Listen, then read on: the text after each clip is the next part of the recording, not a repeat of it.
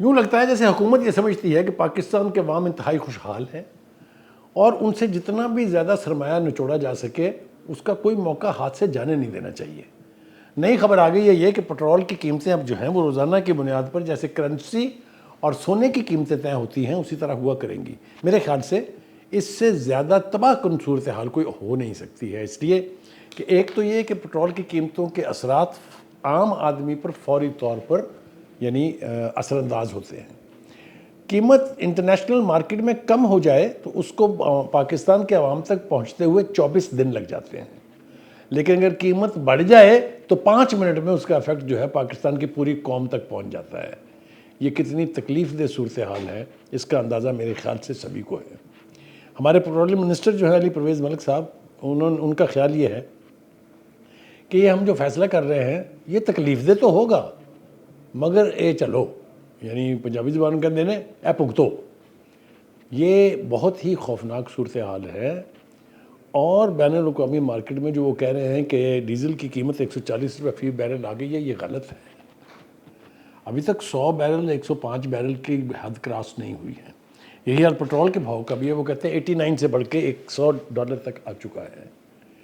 یہ ویری ضرور کرتا ہوگا لیکن ویریشن اتنی شدید ہو نہیں سکتی، ایک بات۔ دوسری بات یہ ہے کہ وہ کہتے ہیں آج جو فیصلہ کیا گیا ہے سارے نظام میں شفافیت لائی جائے گی، کبھی نہیں آ سکتی، اس لیے کہ ٹیکسوں کی صورت میں پاکستانی عوام کا جس طرح خون نچوڑا جاتا ہے وہ سرمایہ کاہے پہ خرچ ہوتا ہے، اس کا ایک عام آدمی کی صحت پہ کیا اثر ہوتا ہے، یہ آج تک ایسا ایک راز ہے جو آج تک کھل ہی نہیں سکا۔ چاہے وہ لیوی کے نام پر ہو، چاہے وہ ٹیکسز کے نام پر ہو، چاہے وہ سیل ٹیکس ہو، یعنی ٹیکسوں کی بھی اتنی مختلف نوعیتیں ہیں کہ اب یاد ہی نہیں رہتا کہ کون سا ٹیکس ہے۔ آپ تنخواہ لیں ٹیکس دیں، بازار سے جا کے دنیا کی کوئی چیز خریدیں ٹیکس لیں، ٹیکس دیں، ہر چیز پہ ٹیکس۔ تو مجھے تو یہی سمجھ میں نہیں آتی کہ ایک عام آدمی کتنے 100 ٹیکس دیتا ہے صبح سے شام تک اور ایک دن سے لے کے مہینے کے 30 دن تک۔ یہ تو ہے صورتحال۔ یہ فیصلہ جو ہے کیا یہ صحیح فیصلہ ہے؟ کیا یہ درست سمت میں فیصلہ ہے؟ اس کا اندازہ ہم صرف اس بات سے لگا سکتے ہیں کہ سٹیک ہولڈرز نے اس کے اوپر کس طرح سے ریئیکٹ کیا ہے۔ پہلی بات تو یہ ہے کہ سب سے پہلے جو آل پاکستان پٹرول پمپ اونرز ایسوسی ایشن ہے اس نے اس فیصلے کو ریجیکٹ کر دیا ہے اور کہا ہے کہ جب تک یہ فیصلہ واپس نہیں لیا جائے گا، اگر یہ فیصلہ فوری طور پہ واپس نہ لیا گیا تو ہم ہڑتال کریں گے، اور ہڑتال کی کال اگر آتی ہے تو پورا پاکستان ول کم ٹو اے ہالٹ، کیونکہ اگر پٹرول نہیں ہے، ڈیزل نہیں ہے تو پھر کچھ بھی نہیں ہے۔ ہیونگ سیڈ دیٹ، کیا یہ اینٹیسپیٹ کیا ہے گورنمنٹ نے کہ اگر یہ آل پاکستان پٹرول پمپ اونر ایسوسی ایشن جو ہے یہ ریئیکٹ کرے، یا اگر پبلک کی طرف سے رعایت آئی تو اس کا سلوشن کیا ہوگا؟ اب اس کے بعد دوسرا سب سے اہم سٹیٹمنٹ جو ہے وہ ہمارے سامنے ہے، بلکہ حافظ نعیم الرحمان صاحب جو جماعت اسلامی کے امیر ہیں، ان کا کہنا ہے کہ حکومت کا روزانہ کی بنیاد پر پیٹرولیم مصنوعات کی قیمتوں کے تعین کا مطلب یہ ہے کہ حکومت کا روزانہ کی بنیاد پر لوٹ مار اور عوام کی جیبوں پر ڈاکہ ڈالنے کا پلان ہے۔ میں سمجھتا ہوں کہ ان آل سینٹی اگر آپ انالیسس کریں تو آئی تھنک حافظ نعیم الرحمان صاحب نے عوام کی جو فیلنگ ہے، عوام کا جو رد عمل ہے، اس کی بہترین نمائندگی کر دی ہے۔ یہ اتحادی حکومت قیمتوں میں اضافے کی بجائے پٹرول پر 120 روپے کے ٹیکسز کے خاتمے کی بات کرے، اور وہ یہ کہتے ہیں کہ لیوی کے نام پر جو بھتہ خوری جاری کر رکھی ہے اس کو ختم کیا جائے۔ اب آئیے ذرا تھوڑا سا کھنگالتے ہیں اس پوری صورتحال کو۔ پہلی بات تو یہ ہے کہ عوام کو یہ سب کچھ مصیبتیں اس لیے جھیلنا پڑ رہی ہیں کہ ہمیں IMF سے قرضے چاہیے، قرضوں کے بغیر ہماری حکومت چلتی نہیں ہے، بلکہ ایک وقت میں تو یہ بھی کہا گیا تھا کہ تنخواہیں جو ہیں سرکاری افسروں کی وہ بھی اسی صورت میں دی جاتی ہیں جب قرضہ مل جاتا ہے حکومت کو۔ اگر یہ بات کسی حد تک بھی درست ہے تو ایک انتہائی خوفناک صورتحال کی طرف اشارہ کرتی ہے۔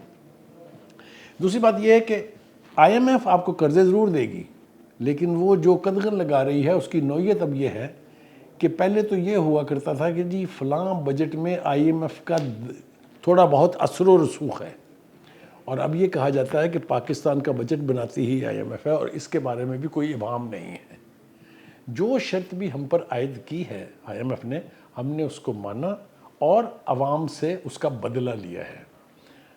ایسا کیوں ہے؟ ایسا اس لیے ہے کہ حکومت اپنے عللے تللے ختم کرنے پر نہ کبھی ماضی میں آمادہ ہوئی اور نہ اب آمادہ ہوئی ہے۔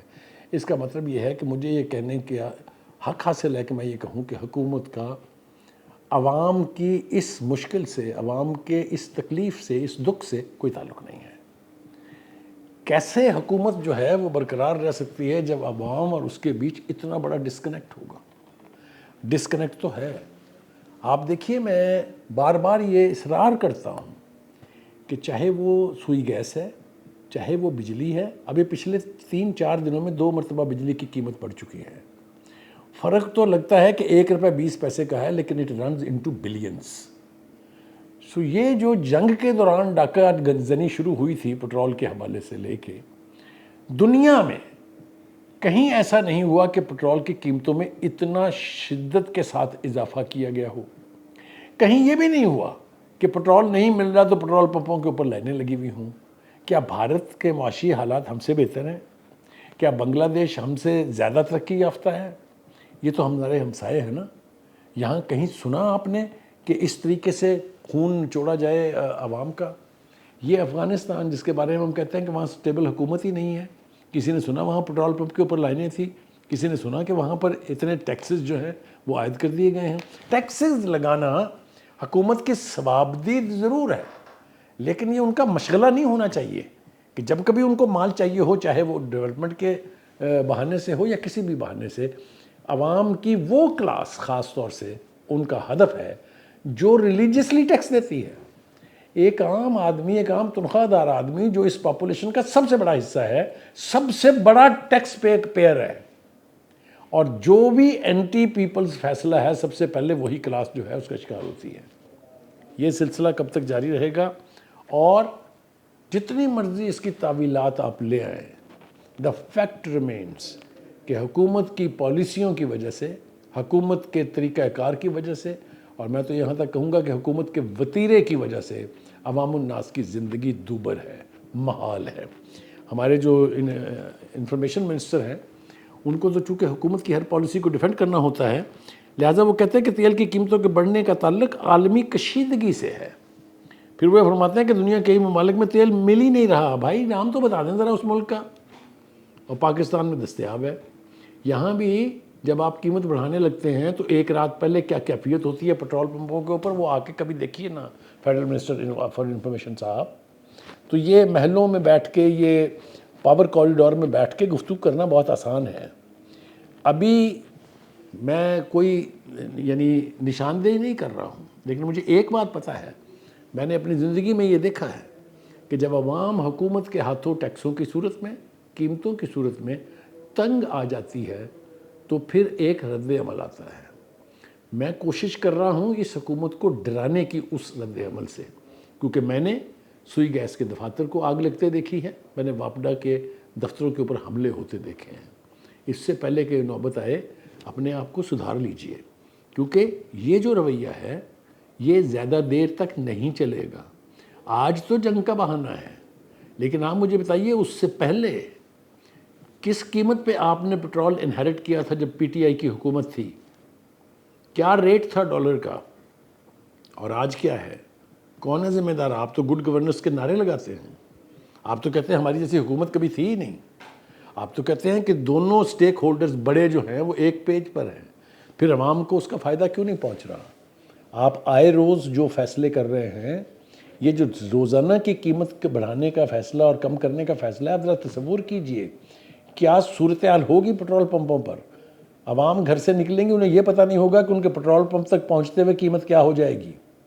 Is that governance? No, it's not. It's about time that the government takes serious notice of the situation. It's boiling. It's boiling. It's boiling.